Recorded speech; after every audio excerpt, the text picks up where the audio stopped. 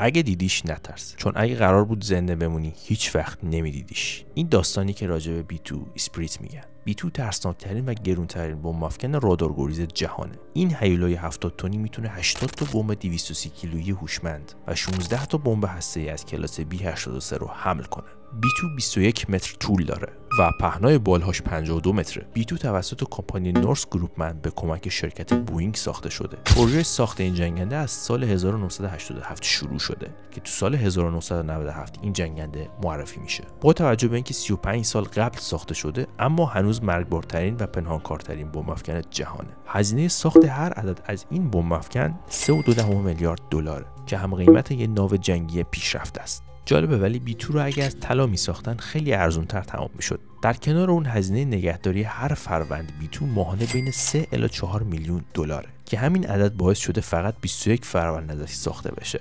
اما یکیشون تو سال 2008 تو حادثه پایگاه اندرسون از بین میره و الان فقط 20 تا ازشون باقی مونده.